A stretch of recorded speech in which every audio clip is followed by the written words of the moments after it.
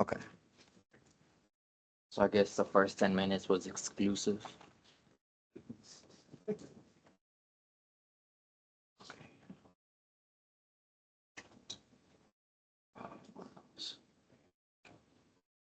Tells you what ZL is. He doesn't tell you what ZL is. And he gives you the length of the transmission line.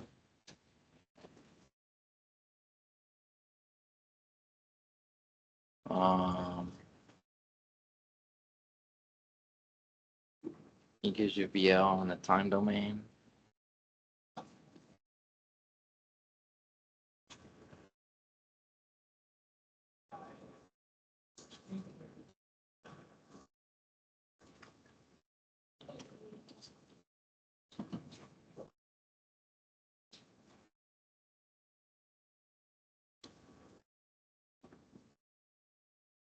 And the low voltage.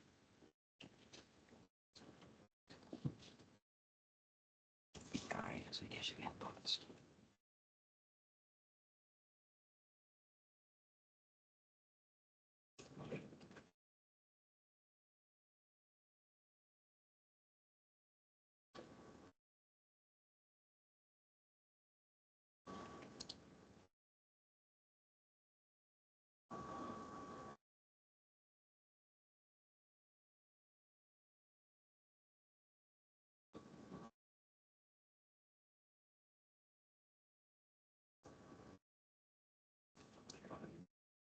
Okay. And the circuit looks like this.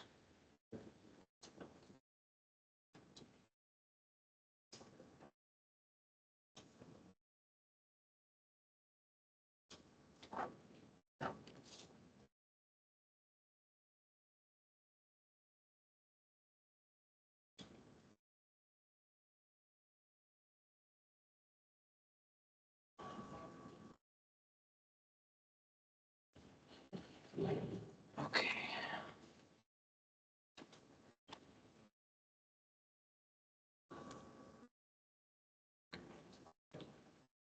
So this is the problem. This is what he gives you for number one on our last semester's exam. So the first thing you want to do is just turn these voltages into phasor real quick. So VL just equals 100. There's a phase shift here. So exponential minus J 0.760773. And your input voltage is just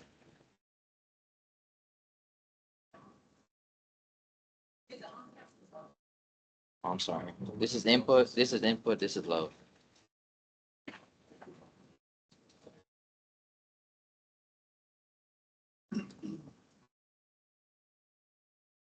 Another thing you can do is that you can get your beta equals 2 pi over lambda.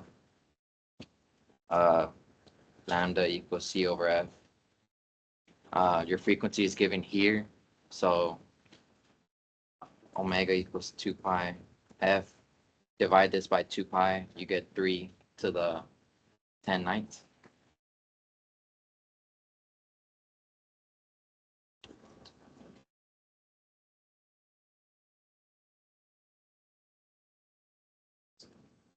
Wait, how do we go? Beta is equal to 2 pi. It's just a formula in the book. There's multiple ways. I wrote these down.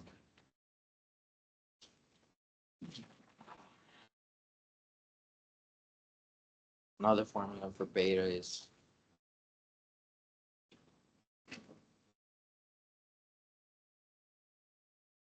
where UP.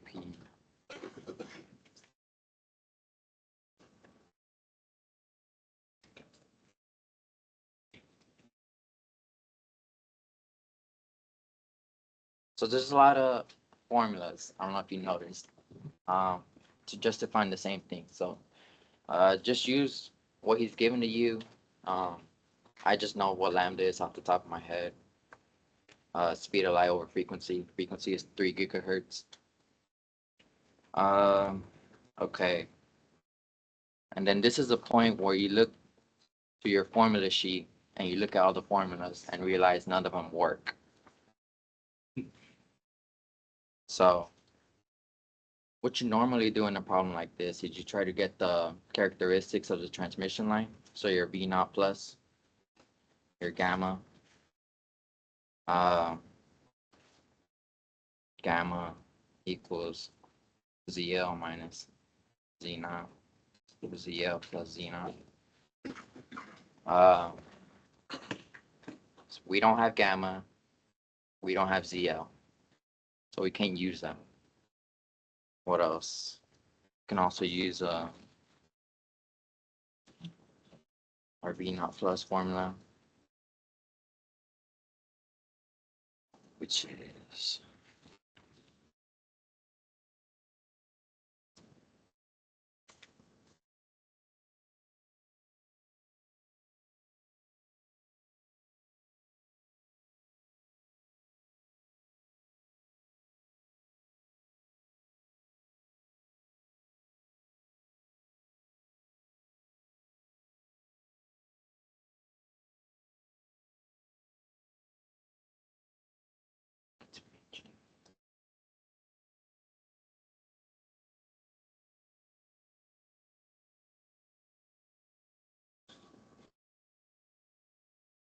Remove it. For the wavelength, can we multiply the frequency times the square root of the permittivity? Or what was that? for the wavelength, don't we? Lambda? Yeah, Okay. don't we multiply the frequency by the permittivity, the square root of the permittivity? For this one? Yeah. I mean, it depends. Can you show me the formula? Well, I mean, unless I've written it down wrong, have it as lambda equals C over F times square root of permittivity. Oh, that's right, but we're in free space. It should be mentioned in the problem. Okay. But if you don't trust me, you can always just use these two formulas. Will give you the same answer. I hope so. No, just use these two formulas. He gives you epsilon r, just use epsilon r. Omega is 2 pi f, same thing. Okay. So he gives you VI, you know what VI is. He doesn't give you VG, he doesn't give you ZN. Because ZN requires you to know.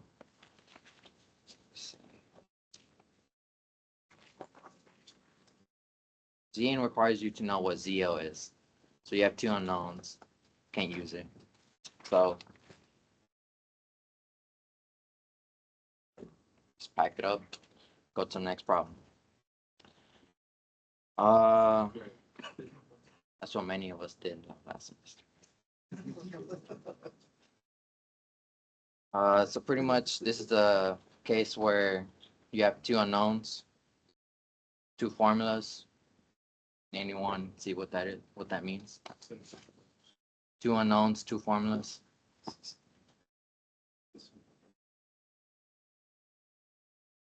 So for every problem you approach, do you always want to convert to phasor? Yeah. And the first couple of things that come to your mind, hey, I should look for phase constants, I should look for frequency. Yeah. Look for any of the frequency. All the small stuff, right? Because when you see the exam, most people are nervous. Most people don't start writing. So those are just some ways just to start writing something, just to get the brain going. Yep. Because he will give you a problem that's probably never been given out before. So it's just kind of a way just to start writing something down. What else? So he does give you the voltage at the load.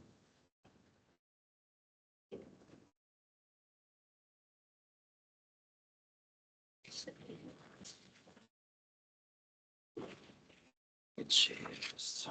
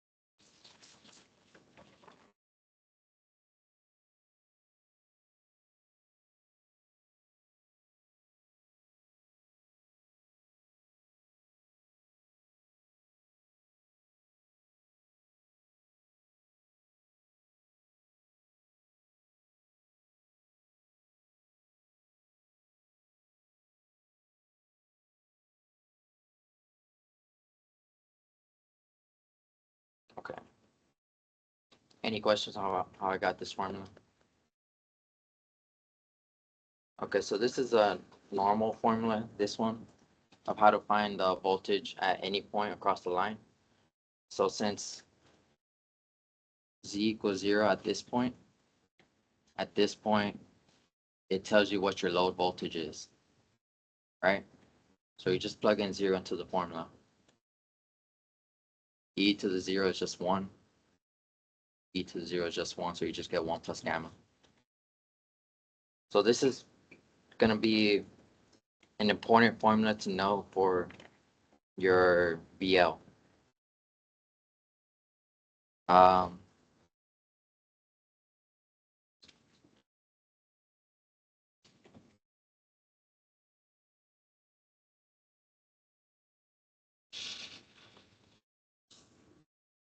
okay.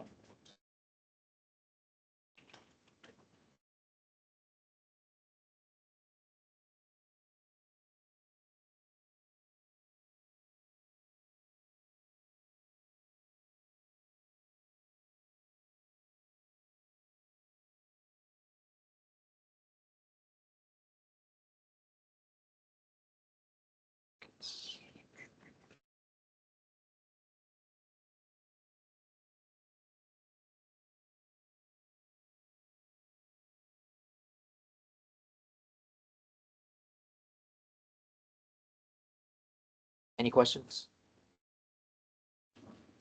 It's just simple algebra, just solving for B naught plus. Um, So you determine this by just analyzing that circuit.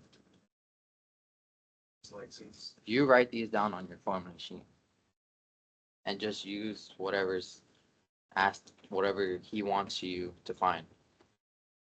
So this is just one of those formulas you just have on there. Now, if you had to derive it on the test, it'd be a little hard just from looking at the circuit, which is why you should review before the test. that's kind of what he wants, right? To be able to come up with that by looking at the circuit. Yeah. So with this, we have our formulas, two unknowns.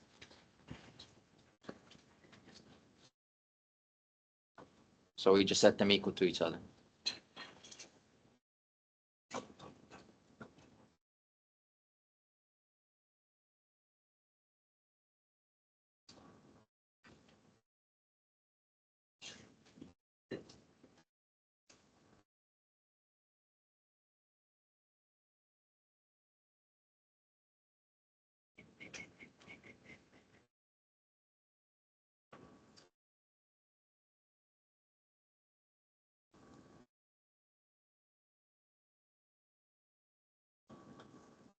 And with this equation, we pretty much have all but one unknown, which is our gamma. So you pretty much just want to plug in all your numbers here and just go ahead and seesaw for it.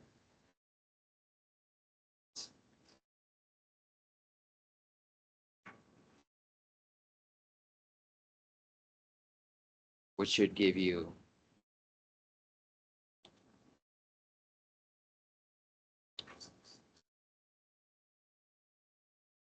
gamma, pretty much. And with gamma, now you can find your CL plus your Z naught. You can now find ZL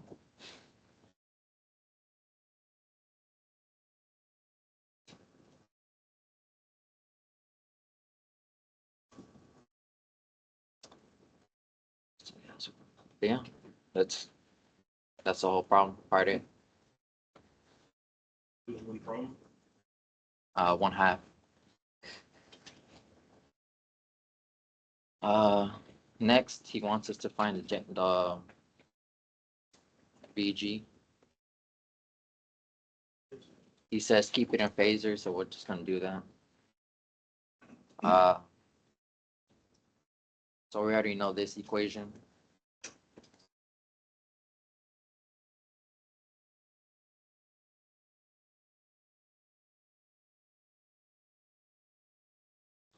So he gave us VI, it's given in the problem statement. We don't have VG, but we can get Zn from the equation I wrote down earlier.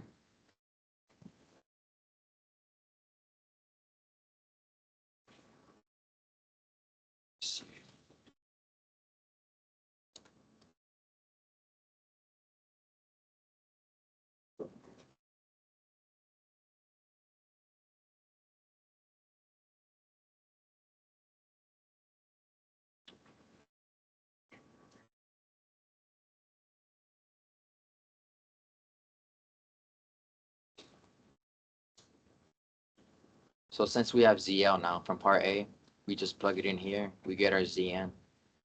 Plug it in here and we seesaw for VG.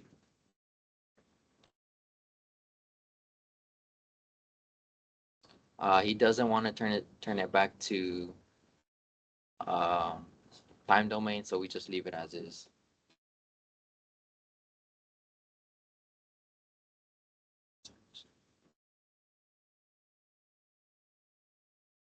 Sorry, what do you mean by?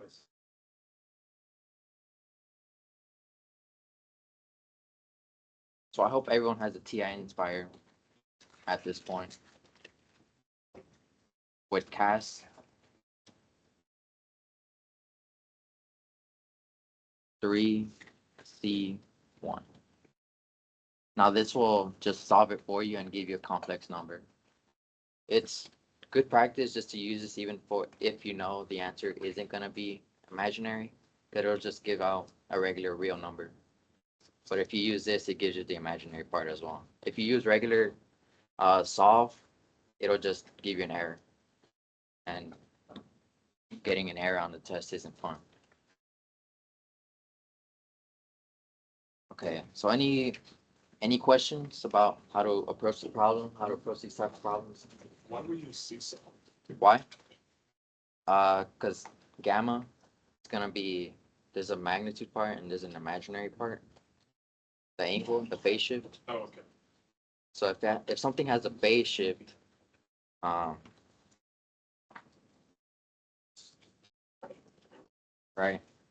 This is real. This is imaginary. This is the phase shift just tells you if it's anywhere here, right? And the magnitude just tells you how big it is. Unless it's like only this line, then that's a real number. But if it even has the slightest difference in angle or a phase shift, it's imaginary.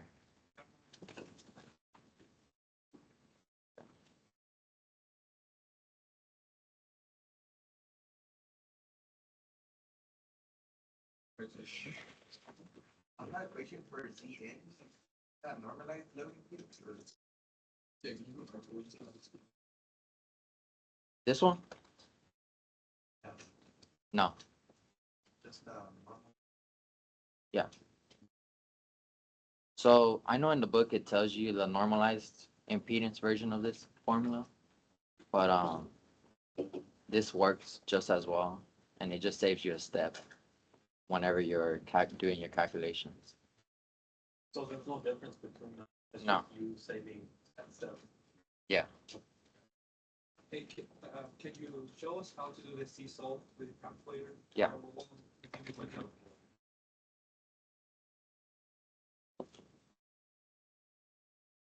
me see. Or just what you're supposed to use, you don't have to be in a specific equation. Hey, sir, you're. So Like from the beginning, how did you get that? I think you could see and solve.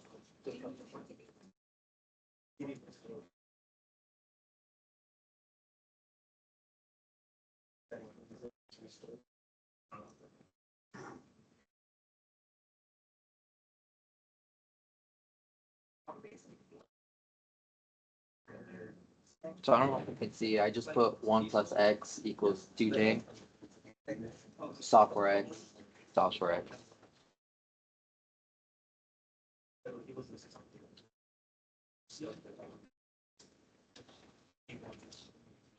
Oh, it's like this, right? Most of the time.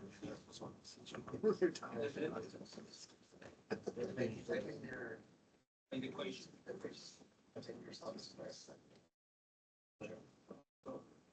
One plus X. is equal to-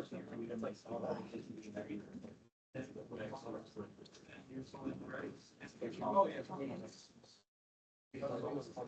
There we go.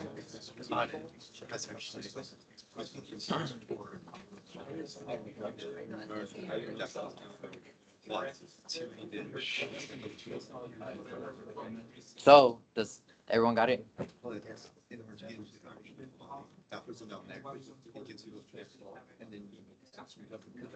Um, It's like he also just put a period, that's inside the. He's trying to be sure. so complex numbers are both rectangular and polar. Use polar.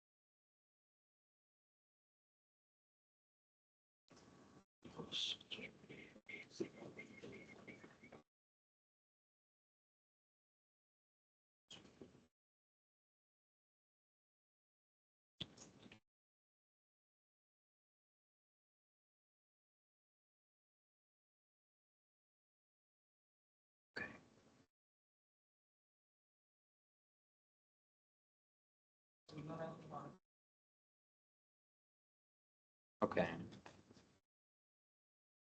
So this is our second problem from last semester's exam.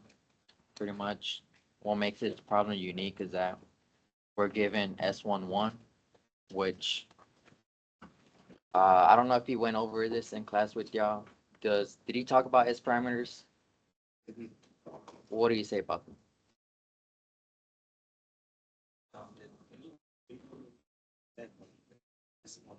What's the reflection?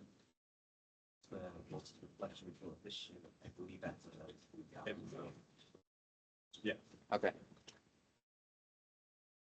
Do y'all know why?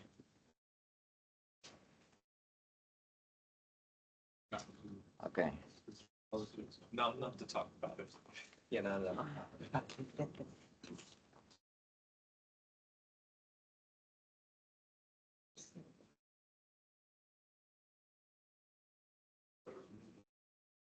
Oh, yeah, okay.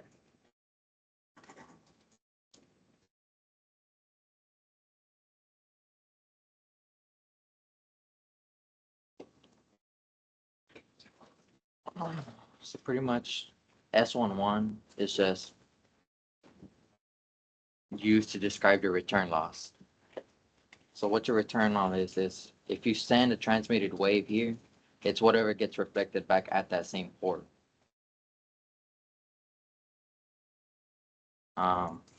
Whatever is transmitted is called S21. Whatever is reflected back at this port specifically is S22. And whatever is transmitted back is S12.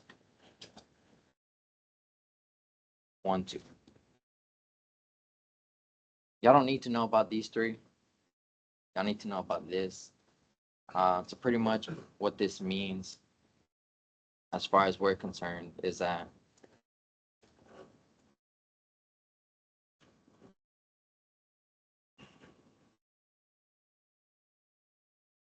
so gamma is just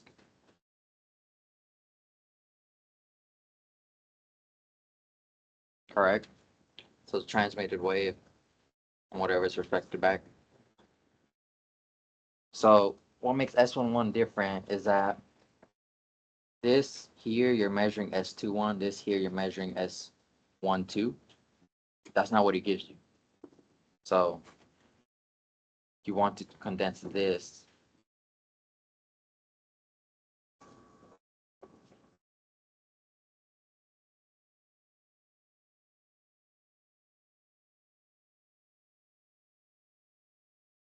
into the short version so that the voltage across here that gets sent back here is your gamma with respect to the input impedance, which is just S11. So whatever gets reflected back at that same point. That's what this here is measuring. So if you have a device with a two-port network, no, that's false. Anyways, if you plug something in, he's giving you S11. So that measures reflected voltage. In the real world,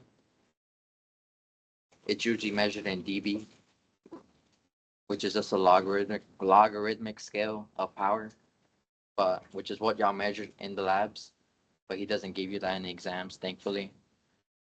He gives you volt per volt, which is just these aren't volts. These aren't volts.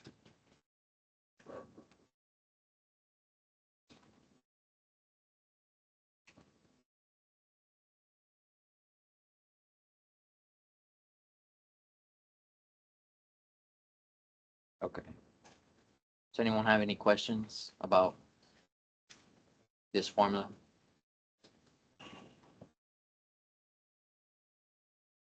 Okay.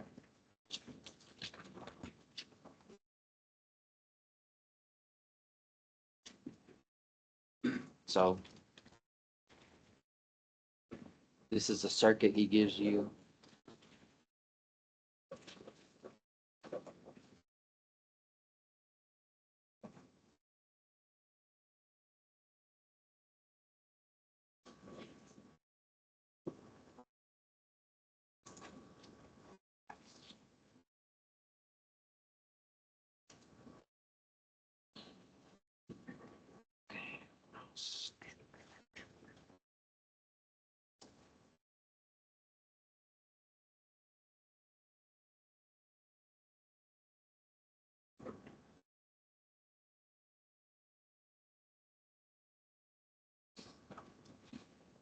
So you should just go ahead and start solving it.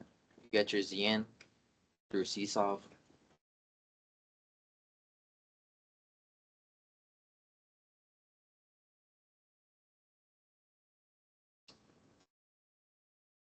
Your Zn is equal to your Z naught.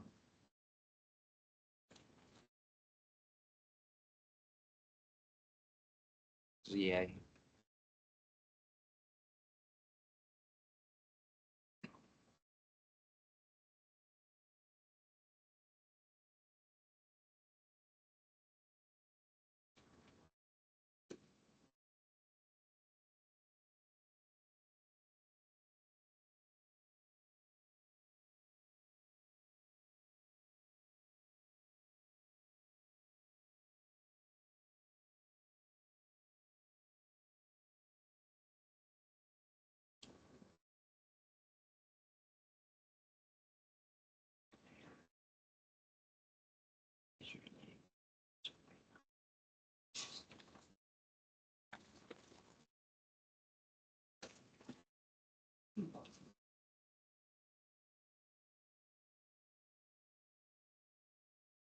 So he gives you length.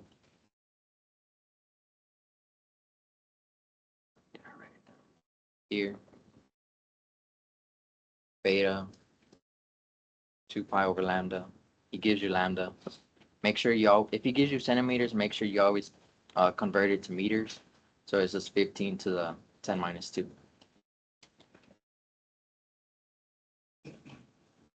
So you have your Zn, your Z naught. You have everything but your load impedance. So you just seesaw for it.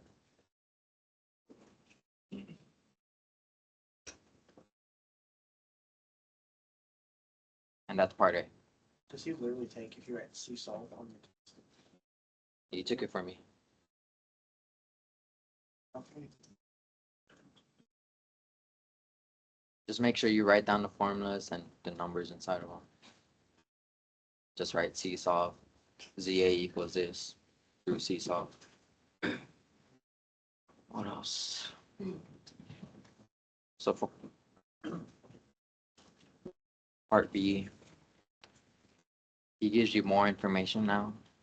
He gives you PI equals 10 volts.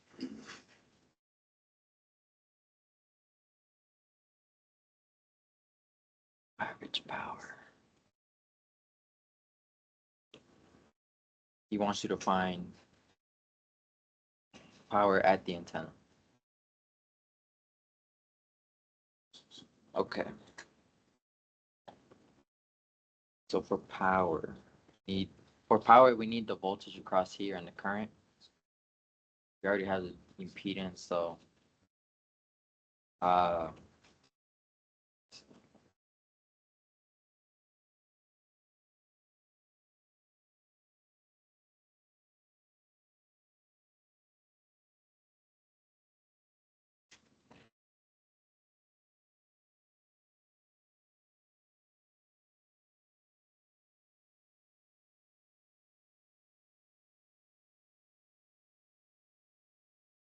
this is the formula from the first problem. At Z equals 0, the formula condenses down to this. You don't have your V naught plus, so you just go ahead and find it.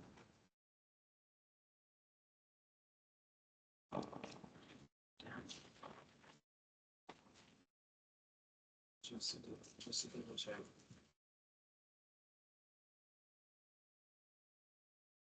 He gives you your VI in this problem.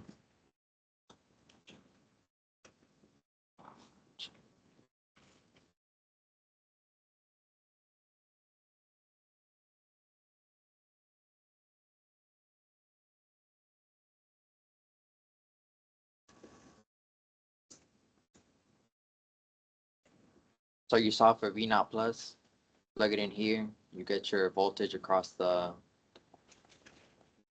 load. Or in this case, he calls it an antenna. It's the same thing, a load. What else? After this, you solve for current and phasor. Uh,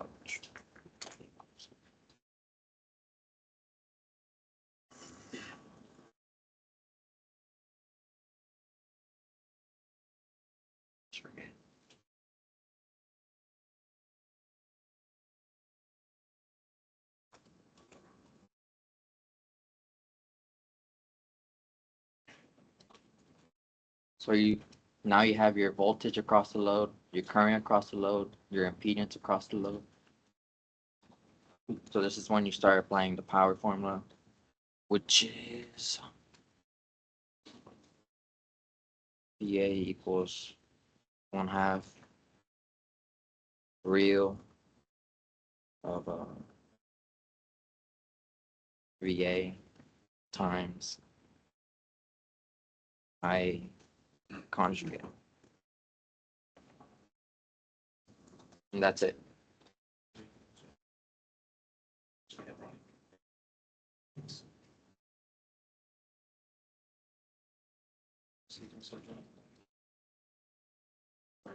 Still check. The nod plus is that second part E to the power of J beta clock, is that still positive or is it negative? For example, is it this part? No, the formula for V naught plus. This part? Oh, I'm sorry. I didn't write that down.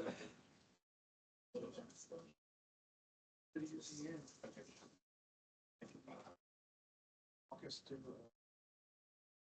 A to Phaser, Phaser of the current across the load, Phaser of the current across the load.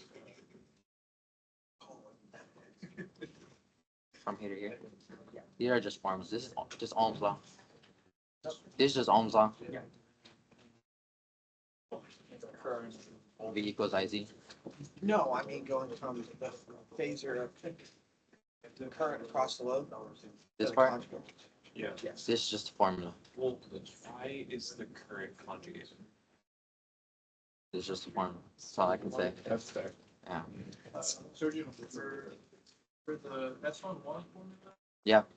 The reason that you changed, because normally like how it's in the book, it's C low minus C naught, so they should be short. For S11? What do you mean?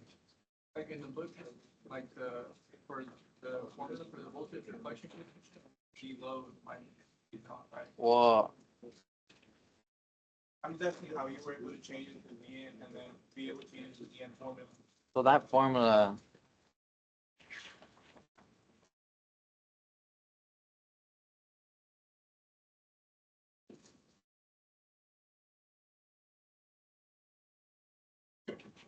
this one, right? Yeah. You're asking how I changed it to this. Yeah.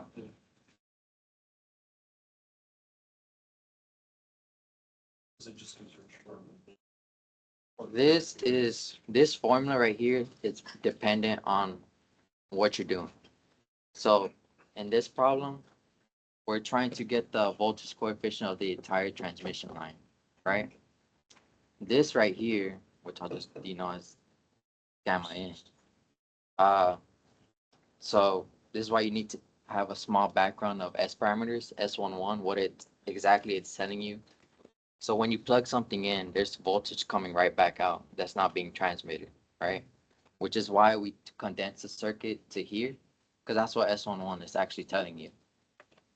So gamma is with this gamma is with respect to this load. This gamma is with respect to this load. For the transmission. Yeah. That's the only reason. Obviously. This is just dependent on what you're doing. If you want the entire transmission line, let's say it just gives you a one load problem, you use this one. If it gives you S11, you have to condense it down into this. So, And gamma tells you, what was that? Yeah. So if it gives you S11, it just pretty much gives you Zn. Zn, you work backwards. So like we were just asking for like the load, it doesn't give us anything about S parameters, we would just use the regular gamma formula. What do you mean? Like, in this problem specifically, he mentioned, like, he wrote. He gave you S11. So that's why we're using the gamma in. Yeah. That's what it means. It reflected back. Yeah, it's just an easier thing to look at than S11. Okay. Alright. These are the same. But you have to have this background knowledge in order to know that this equals that.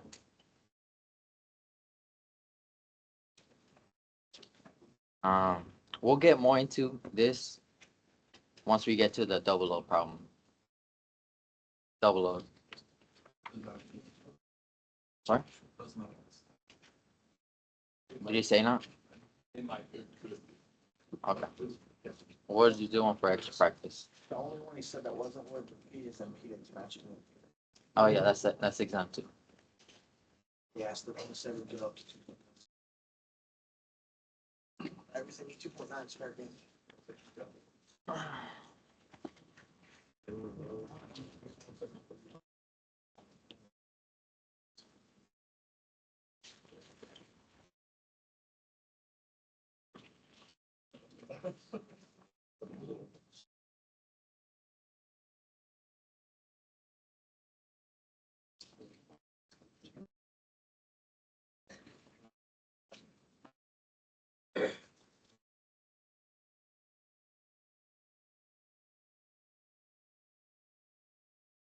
On this problem, he gives you ZG.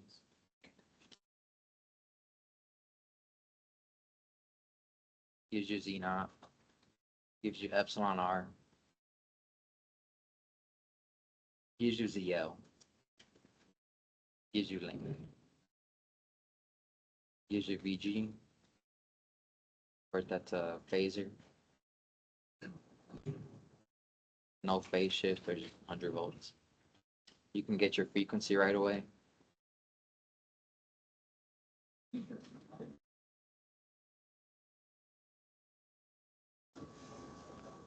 Okay. So always just start out with small things.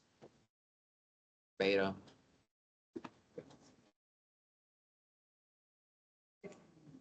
Lambda. Does he give you that?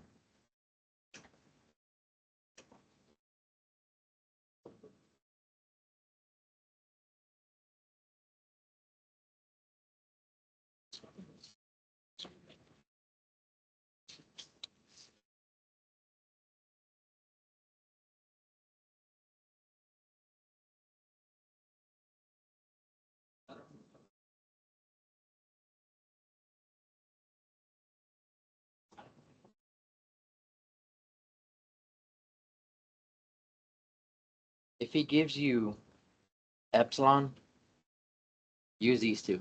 Always. It's just to be safer. If he doesn't give you epsilon, you can assume it's in free space. So you can use this one. Where lambda equals 0. But he gives you epsilon R, so just go ahead and use this formula just to be safer. Omega is just 2 pi f. Okay.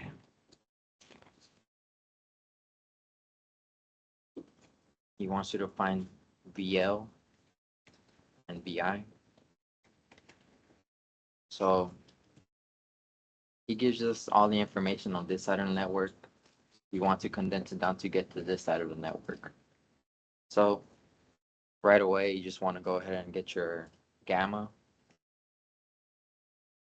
which is just your ZL minus your Z naught. ZL plus your Z naught, which this just tells you your voltage reflection coefficient across the entire transmission line. The S11 just told you across that port. This one, what else? And I think that's it. You can just go ahead and start solving for your Zn.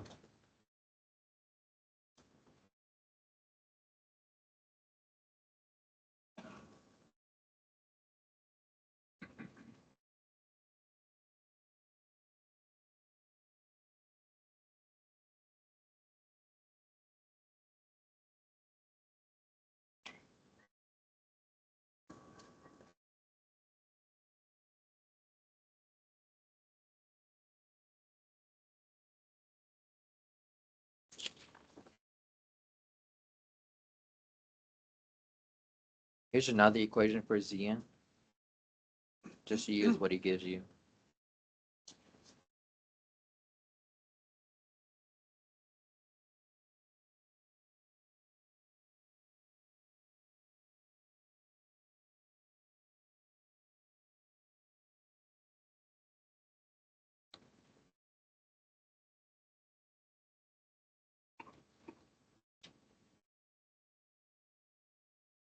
Okay, so you have your gamma, you have your Zn, you have your Zg. You can just go ahead and solve for Vi.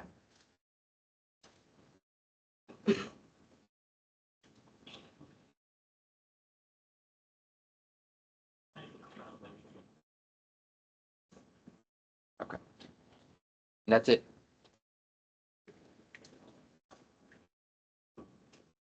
Any questions? So A, you would answer for A by using that equation. Yeah, you saw it. He's asking for VI time. I mean, you convert it to time domain, right? after you get the answer. Uh, should look.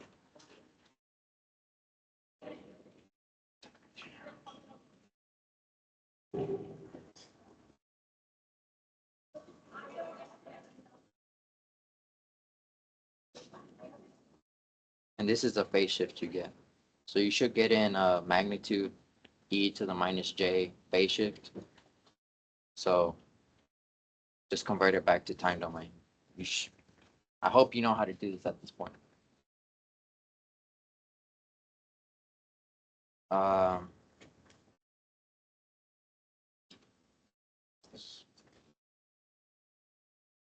but yeah, that's it. Just 2 steps. So you, go ahead. So for these like transmission questions, you should still give us like 1 or 2 like minutes. Basically, we just need to like Yeah. He will give you just enough equations or givens in the problem for you to find everything else. Now he might mix it up, give you VI and VL, solve for everything else.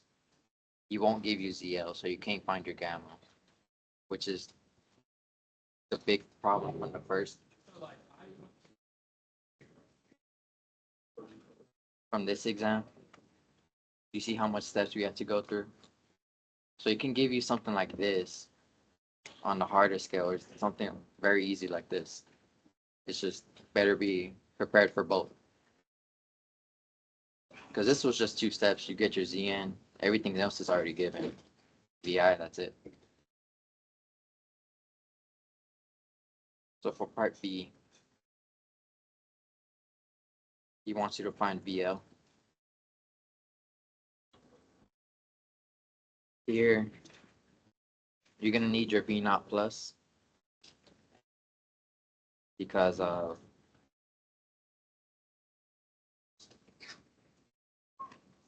this is equal to that. So what we don't have is our V naught plus. We have our gamma to solve for V naught plus, which is VI, which you got from part A.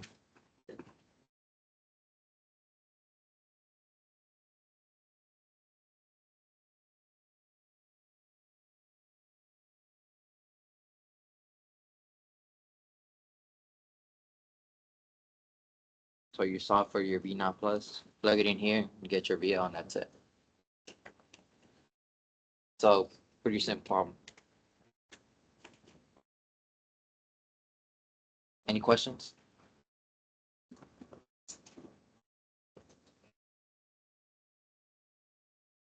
Is everyone done writing this? 1 minute.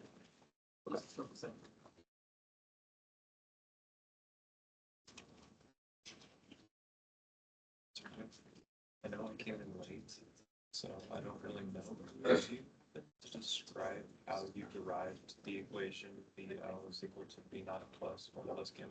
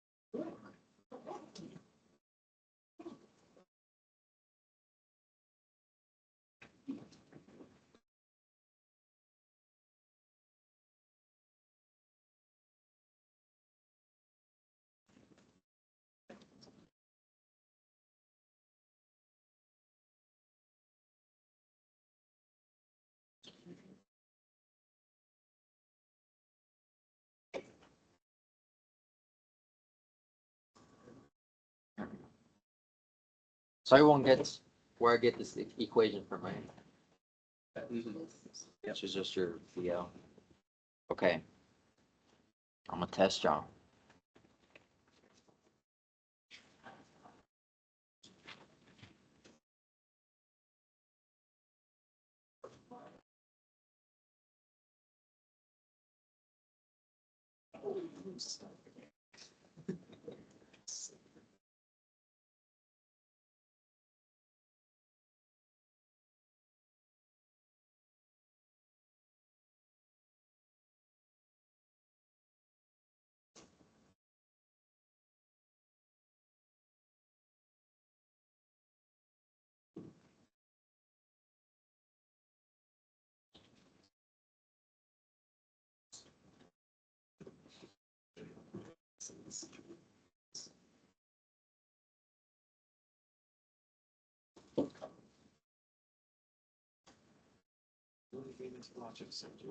What the? It says recording. Okay. So you just start off as usual, write down what you're given. Don't get nervous, just start writing.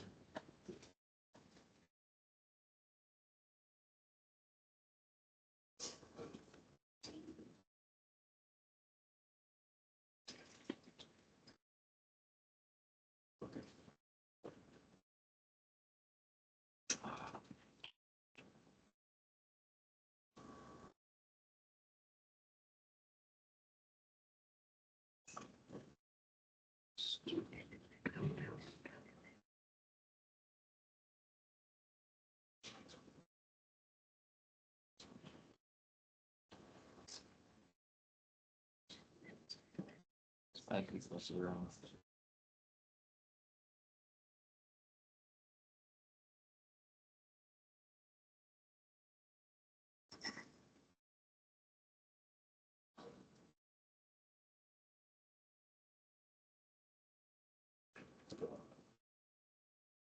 He wants a VL. He wants this. He wants a VM.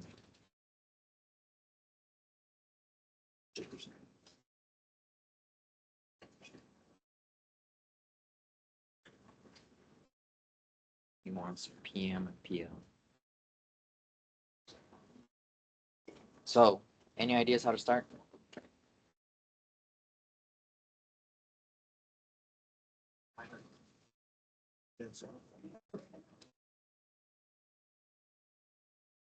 Uh, okay, so how do we, what will we use to find gamma? Gamma.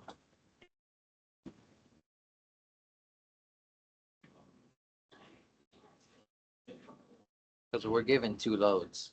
So would we use ZM or ZL? I'm guessing we'd find both loads and use them to solve for the but what are we looking at? For VL? So if you see if you see a problem like this on the exam, just go ahead and try and solve for everything. Don't solve for specifically one voltage or one VM because he does this for a reason.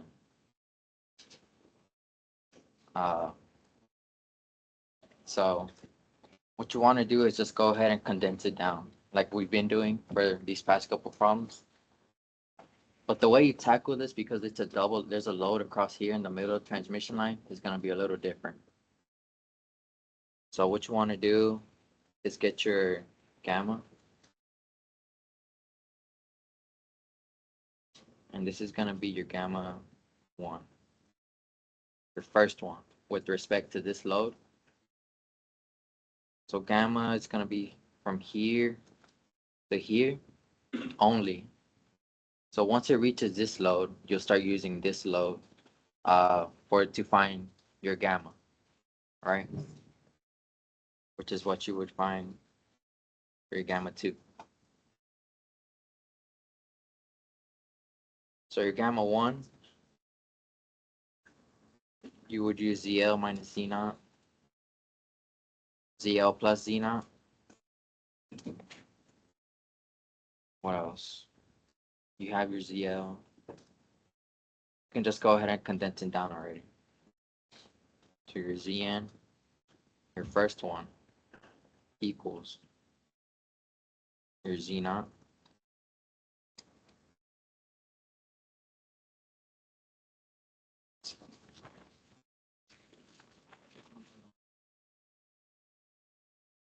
your ZL plus J Z naught tangent beta L 1.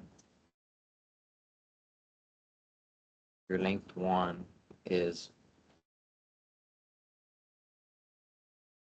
96 minus 0.63. So this length is just this specific length from ZM to ZL.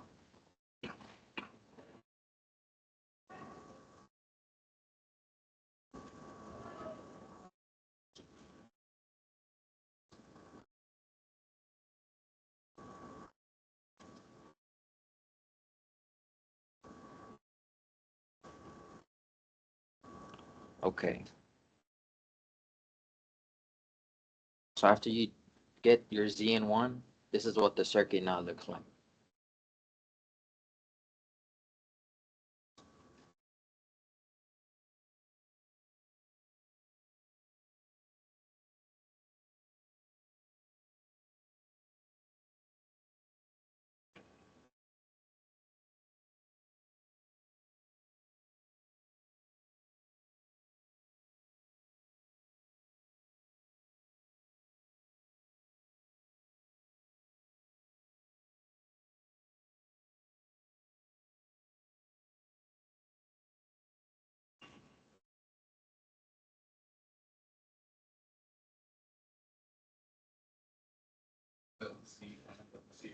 This is ZN1 and this is ZM, yeah. Okay. So two load impedances in parallel, you just go ahead and add them together. Well, not add. Is there any way you can zoom in?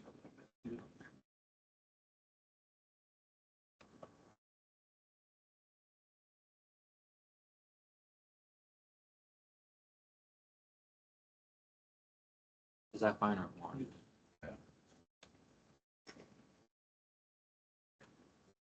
Okay. So you want to add them now in parallel using U subscript C equivalent.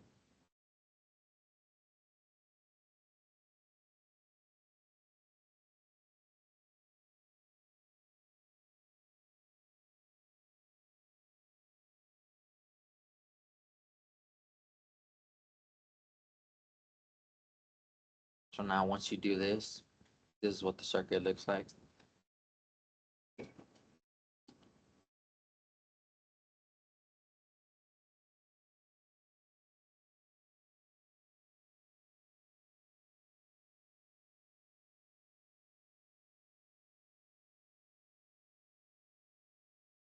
Okay. So we got rid of this load and this part of the transmission line. So now it looks like to your normal problems that you've been dealing with these past 3 problems. So you just want to keep going, condense it down all the way to this point. So you do this with your second ZN.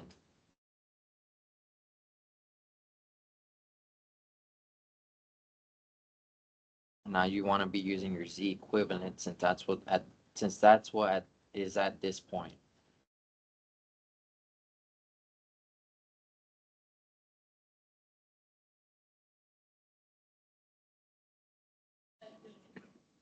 Also, you want to start using your second length.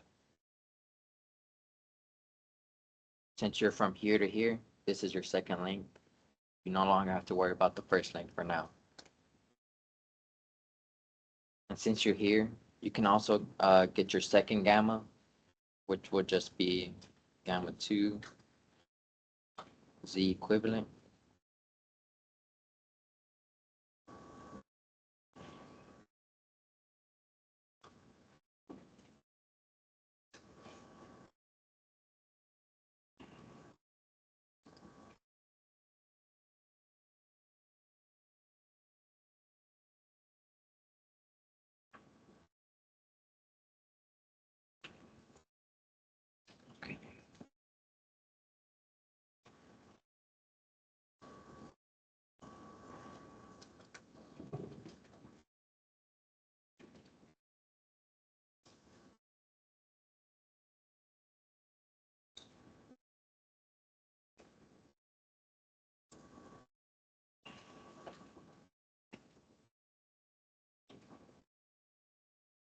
Okay. Any questions about how I got from here to here? Could you explain CN1? Z in one, Which part is that?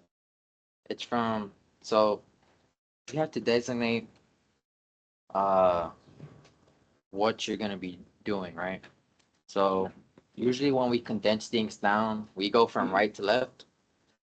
So at this point, we want to go as far as we can to here. But since there's a load here, which changes all the characteristics of that the transmission line from here to here, you can't do that. So you can only condense it down from this point to this point. And then at that point, those two loads will be in parallel with each other. And since they're impedances, you don't just add them together. You can add them together if you turn them into admittances, but just go ahead and just use this simplified formula for doing that. And then you're back to uh, a normal transmission line circuit. So you go ahead and do the ZN again, which is your ZN2, your second one, using the load, the Z equivalent you got from turning these into parallel. So Z. Let's move parallel. So be careful about what subscripts you're using with respect to, right? So your ZN1 from here to here, you'll just be using this load and this length, right? So you're converting down this load and this transmission line to something equivalent at that point of the transmission line. And you just keep doing it again until you're back to here.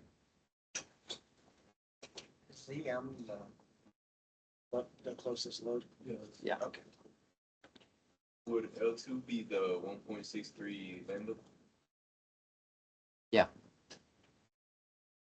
So that's another thing. Look how he gives you the distance. So he tells you x equals 0 at this point looking into the generator. So the length 1 would be from here to here, 1.63. From here to here would be 1.96. The entire length of the transmission line minus this part. So you just have this. 1.96 is the entire length, yeah.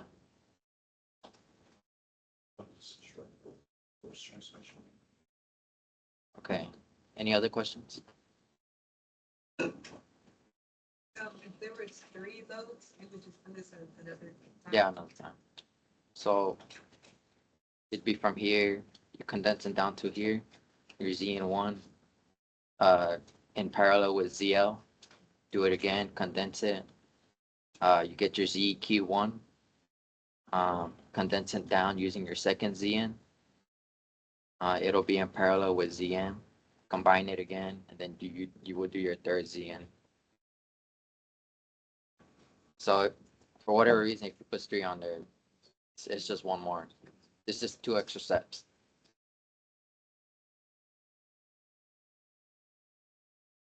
Any other questions? Okay. So you gotten it down to this point. Now you want to start looking at what he wants. So he wants VM, he wants VL, the voltages across these 2 lines. And as you've noticed, we need our V naught plus in order to solve for the voltage across the loads. So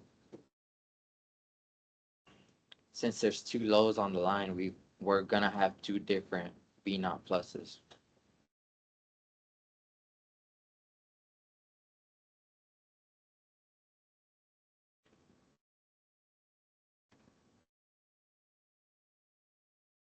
Right? Okay. So since we condensing back down to this, we want to go the same way back to the loads. So we're gonna go ahead and solve for our second V naught plus. Subscript managing, keep everything this here the same subscript, everything here the same subscript, because you will get confused if you start mixing and matching. Because technically this is the first V naught plus we're solving for. So some people do V naught 1 plus, then get confused of which V naught plus to use when solving this one or this one. So if you have everything here 2, keep it that way. Everything here 1, keep it that way. This is just how I do it. 2, the bigger one, 1, the smaller one.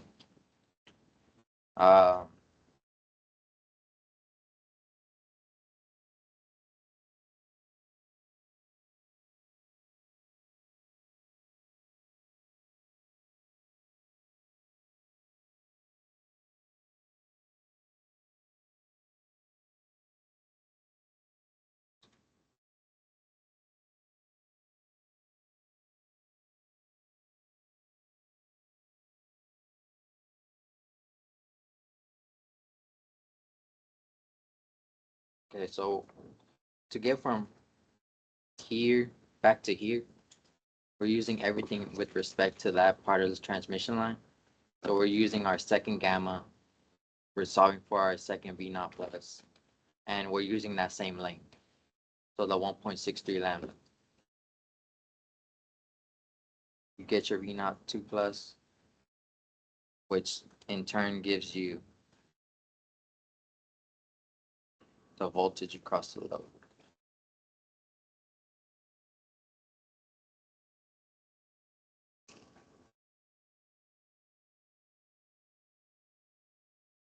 Can you go up a little bit on time? Yeah, sorry. Thanks.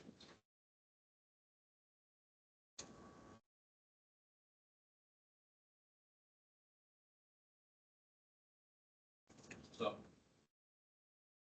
Pretty.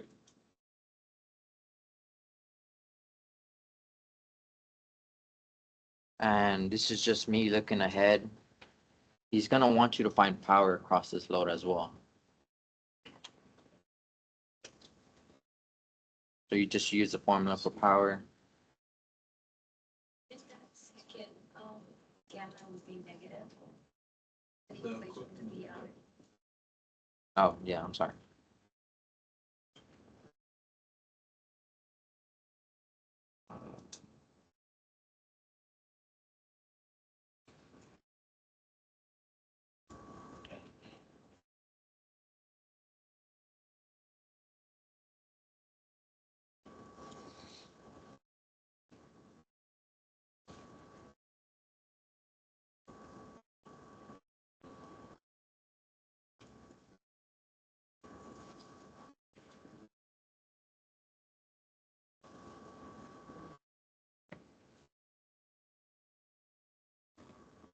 Okay. Any questions?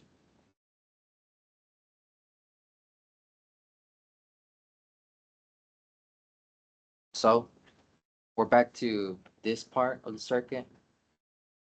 We would go ahead and just do it one more time. So you get your first V naught plus with respect to the short length. This will change, right? Because this is the input. This pretty much tells you what's the voltage on the left side, right? Looking into the circuit. Since we're on this side now, we're gonna go ahead and use VM instead of VI.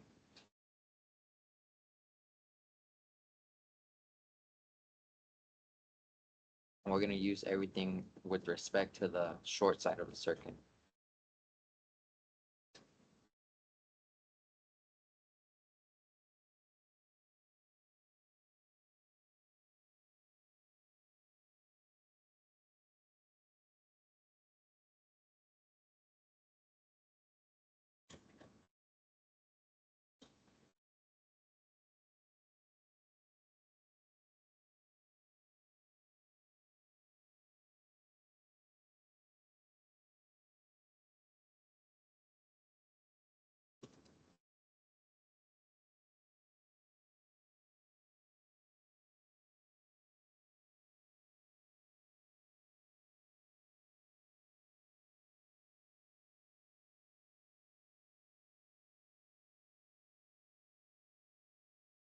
Okay.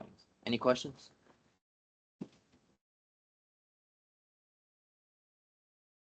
Go ahead. So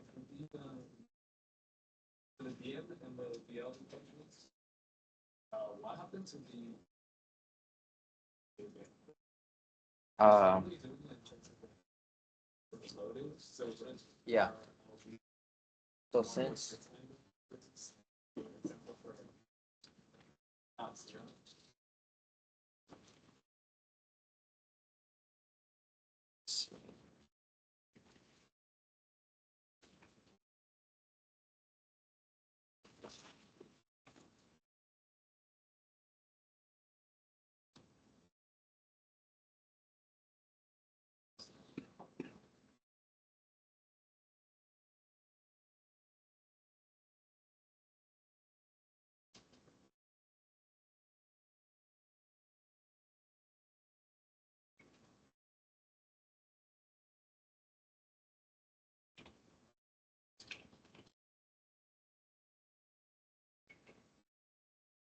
so when we're going back from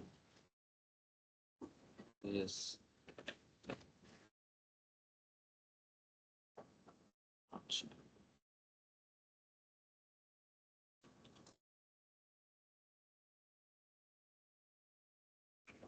so when we're going back from here to here, we're not using those equations with respect to what we're doing, right?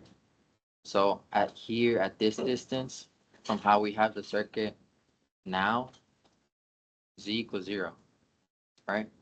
For your distance equals 0 from here to here, right? So when we plug in 0 to those equations, we get Vm equals V naught 2 plus 1 plus gamma.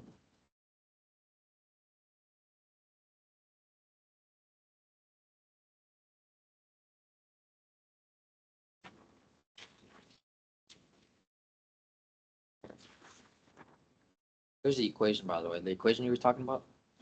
This one, right? So at that load, the distance is equal to 0. So we plug in 0 for z, and this condenses down. We're setting it as like.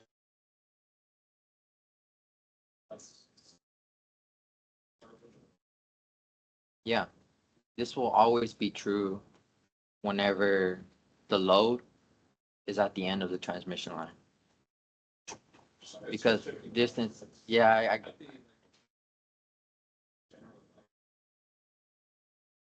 yeah, well, yeah, it's kind of just to test your knowledge. Um, these equations, how they were derived, is that this is 0. So these stay fundamental. So your 0 changes depending on where you. Yeah, that's why that formula is true for Vm. Like a good question would be, why don't you just plug in 1.63 lambda here instead? And that's because when we're turning back, the ZEQ is at this place, right? But the voltage across that point is going to be the same no matter what, even if we go back one more.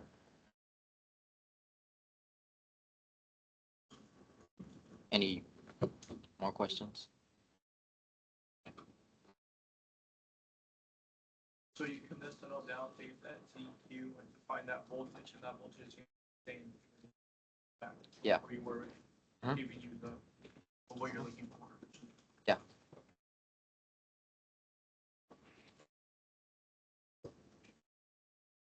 So you just do the same thing from here to here, right? It's condensed down. So Z equals 0. But when you convert it back, this is now your new reference point. Z equals 0 here, which is why these two are valid.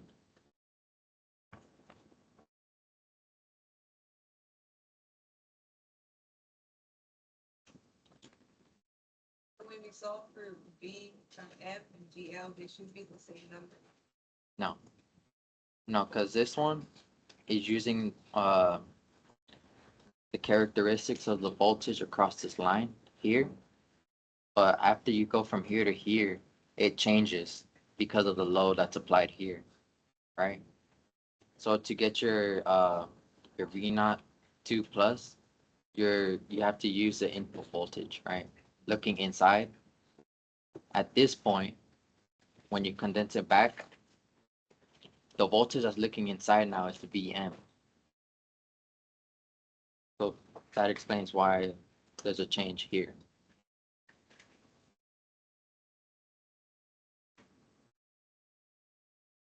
Any more questions? And then at the end of the current M is gonna be the conjugate, right? Yeah, this is conjugate current. So you solve for your IM, and you flip the imaginary part. So if you're doing rectangular for whatever reason, you just flip the imaginary sign. Polar, you flip the sign of the angle. Or you can just tell your calculator to do it for you.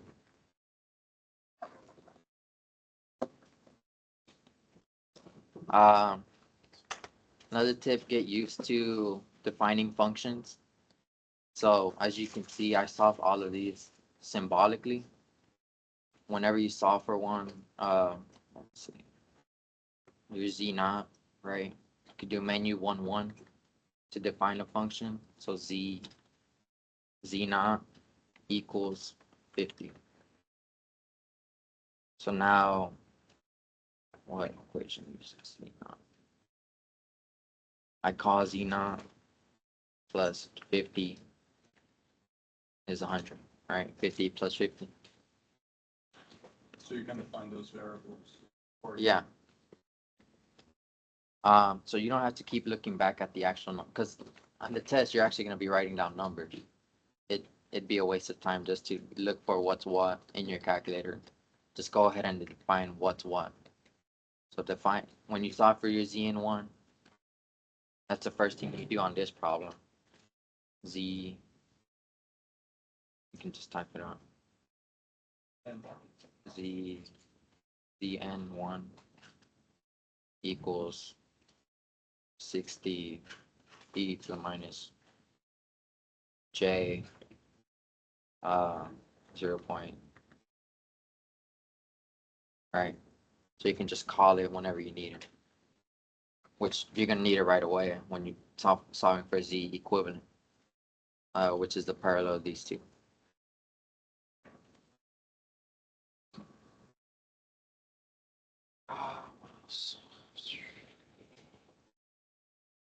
Uh, Good tip. Solve it symbolically first.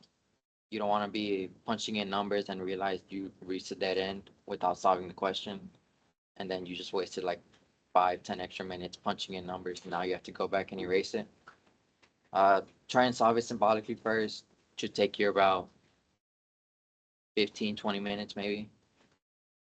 You have 20 more minutes to write punch in numbers in your calculator and just write it down, but you know it's right. Since you mentioned that we're going from right to left, are we finding the load voltage, what's the load impedance first before we find the load voltage across CM? No, we're finding VM first. CM first. Gotcha. So I don't know if you can tell, he told you find VL first. Okay. So if you see one of these problems, just go ahead and solve for everything. Right? It doesn't matter which order. It will. You always go from, on these problems, you always go from right to left. And then back out left to right to find your voltages.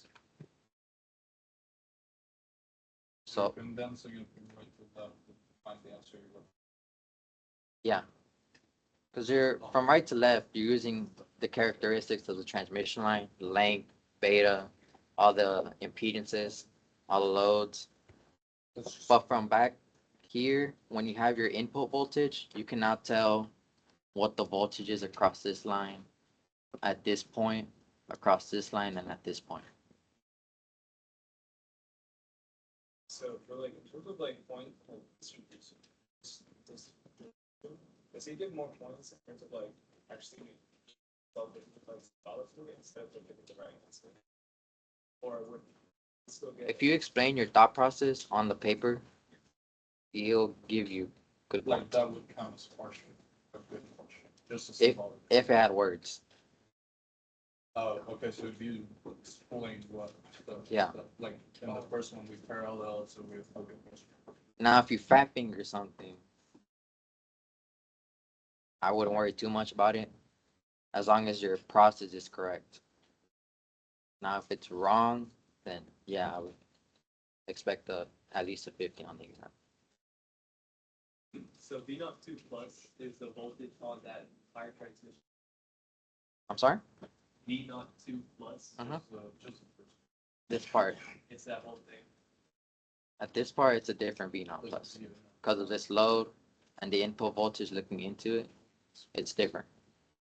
Which is why we do it twice with respect to what's going on. So we have like 5 different voltages there. You got V in, not two plus. Yeah. Awesome. Another thing to note is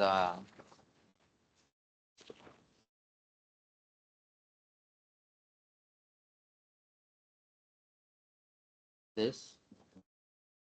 So there's an example in the book.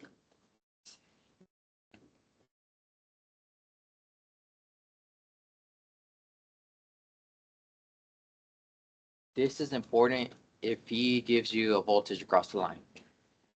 So he may give you just a single one load transmission line problem, but he may give you the voltage across this line. And now what you want to do is just condense it down to that point, pretty much similar to the ZN method, and start going from there. So it's pretty much like a hidden double load problem, but with less work. So that again? He can give you a problem on the exam where he gives you a voltage across any point of the transmission line. Then you would not treat it like another double load problem, like a ZN. You would do your ZN, your ZD.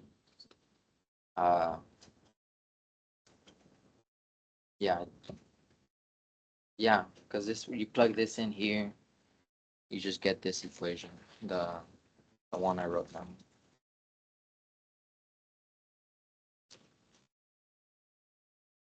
Right.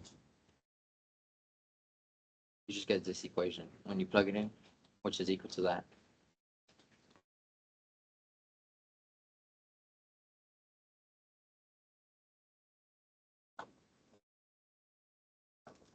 So like, for example, like, might give us like a voltage transmission line. Yeah, he'll give you distance and voltage. So if he does, he will not ask us to like find this resistance. You mean the impedance? Yeah. He could. He gives you enough information. He will give you enough information to solve the exam without having to make any assumptions. I was gonna ask, could you go over a little distance? Or if they give us epsilon, this, because I feel like Well, all of these problems are going to be lossless transmission lines, which just Okay. pretty much means Z naught equals 50 ohms. It's, yeah.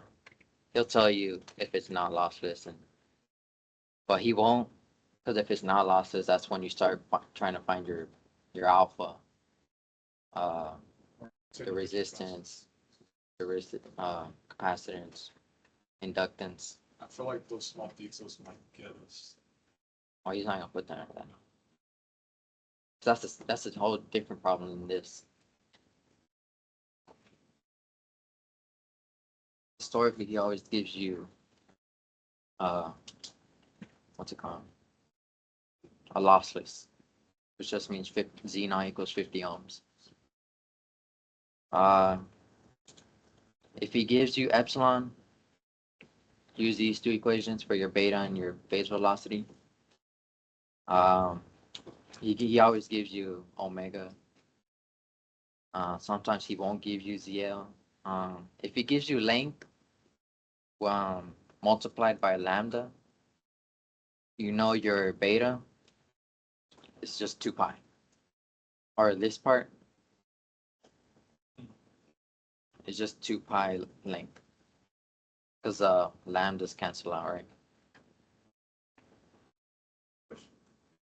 So just to make sure on the, when you found the frequency for 3 gigahertz.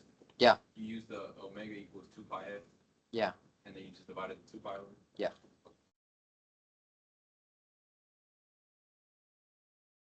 Then you said that if the epsilon is given, it's free space.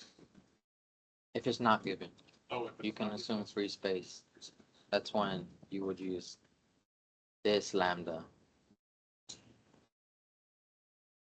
This equation for beta is still valid. It's just what your lambda is might change if it's not in free space.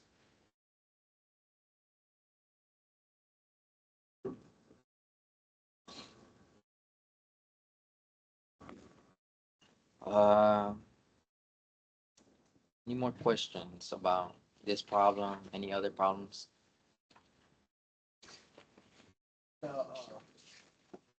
Double load distance. He shows. Now, other picture. When you just showed that one. Can you explain the thought process about Symbolically? Uh,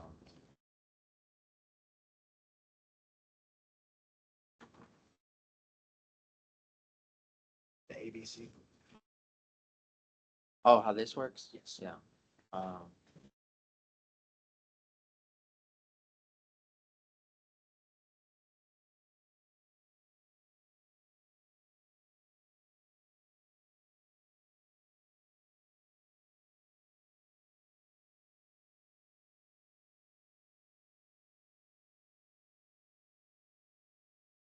So this concept right here is gonna be super important if you want to understand how these double load problems work. Because that's essentially what we did right here. So call this A, B, C, A, B, C. And let's say he gives you a voltage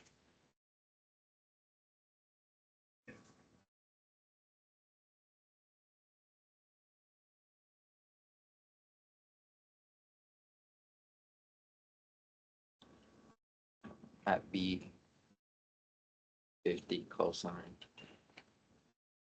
9 pi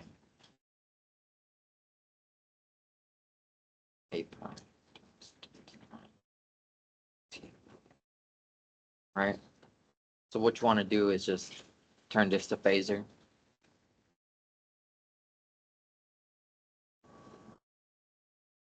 So it's just with respect to B now. So at this location, it's 50 volts.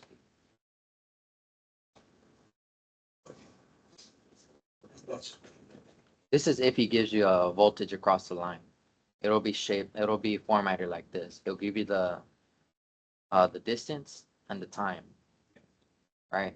So if you see time, you know to convert it to phasor. So now you only have a voltage with respect to distance. So at this point of the transmission line, it's 50 volts. That's all he gives you, right? So what you want to start doing is, you should give you ZL if this were the case. So what you want to do is VG, condense it down.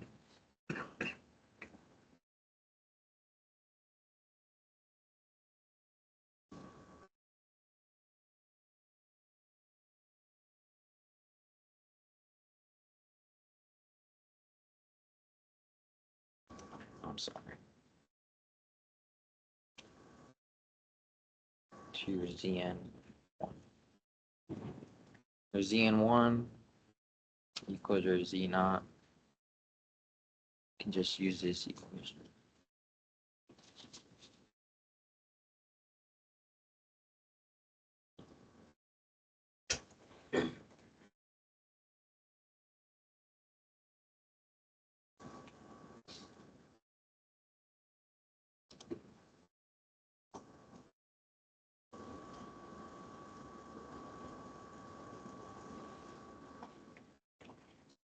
Right, or the other ZN equation. What else? Let's see.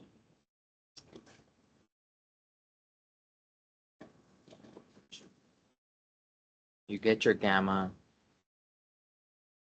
So what makes this problem unique is that, remember in the double load problem, we get two V naught pluses and two gammas. With this problem, we actually only get one.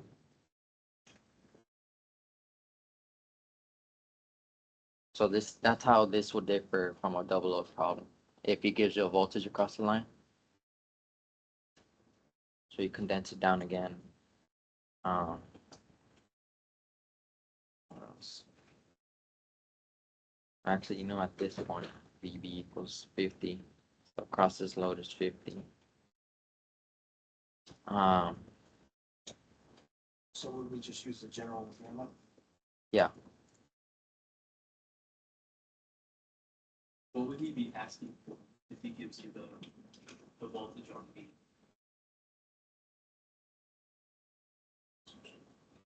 Probably the voltage across the load. So we condense it down and then go back out. So you still have to go B to A, Mhm. and then at A. I don't think so, because you're given the voltage. So your gamma would be the same. This L is just from C to B. So L1 equals C minus B.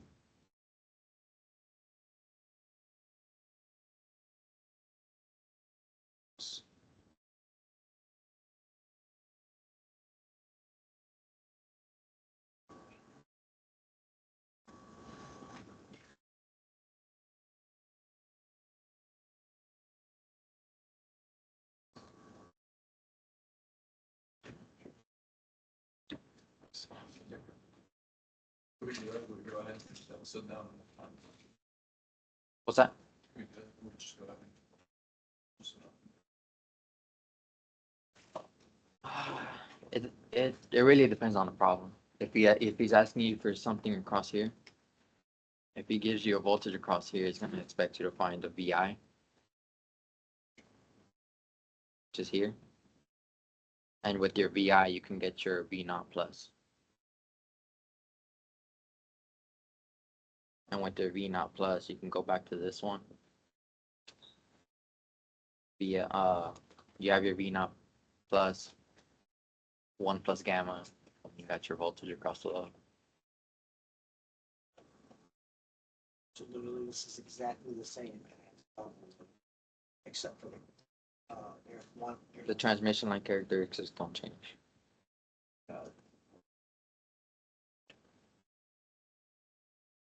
L2 equals.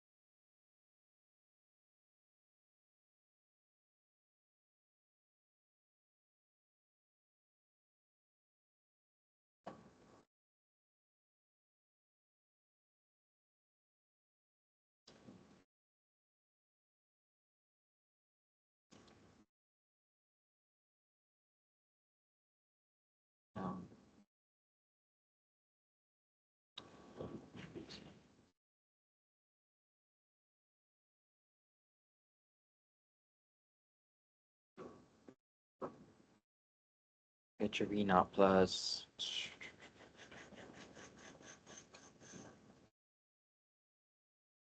VL equals V naught plus 1 plus gamma.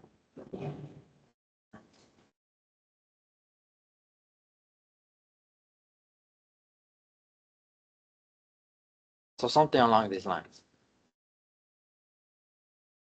So it's not exactly like a double O problem, but you treat it the same. The only thing that doesn't change are the characteristics, so your gamma and your V naught plus do not change.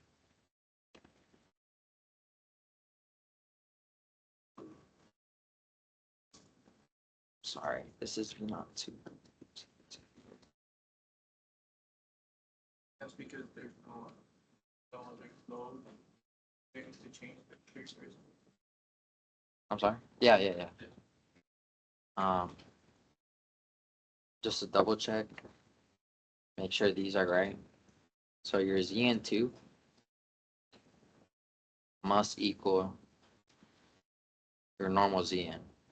So this problem is all based off of this. He gives you him giving you this, and you can just go from straight from here to here, right? So if you do it twice, it's theoretically if you do it once or many times, they should be the same. When you get to when you reach this point at point A, yeah. So that's just another double check. Make sure you're doing things right. On your second impedance equation, I notice you have a minus sign in the numerator, but you have addition in the denominator. Did I write that wrong? Compared to your first impedance equation. Oh yeah. It's plus minus. Sorry. It's on top one.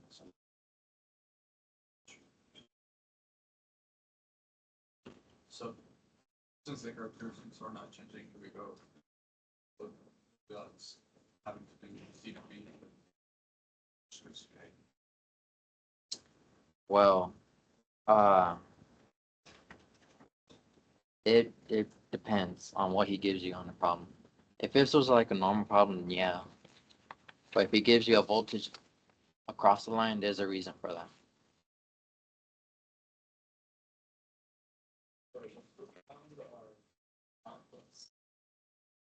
There's no like other.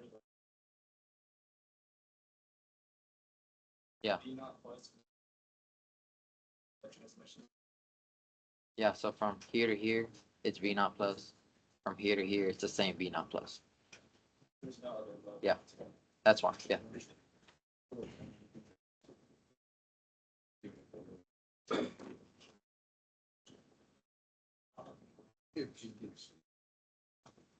Or we use your interest.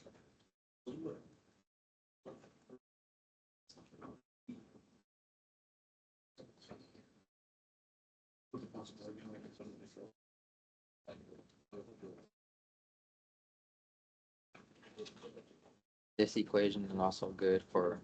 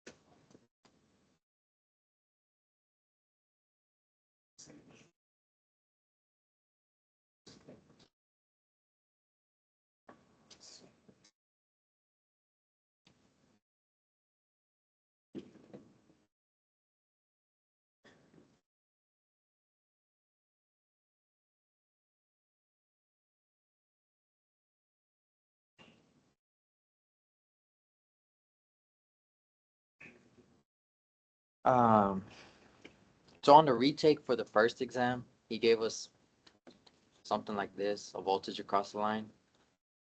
Do you remember that system of equations?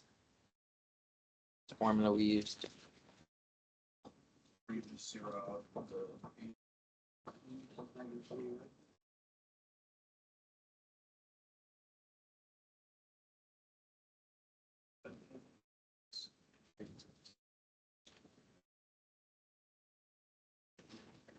This one? So based off the information he gives you, this will change. If he gives you a voltage across the line. but it's a voltage profile. Yeah. You just put it in length. Do you?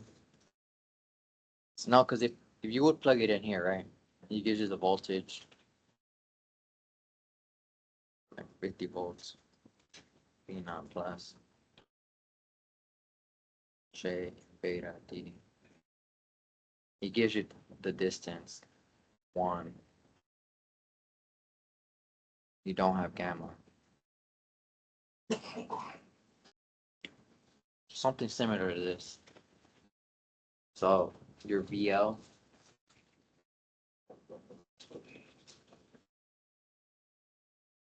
This would stay the same. Your VL would actually be the voltage he gives you. Yeah, for this example.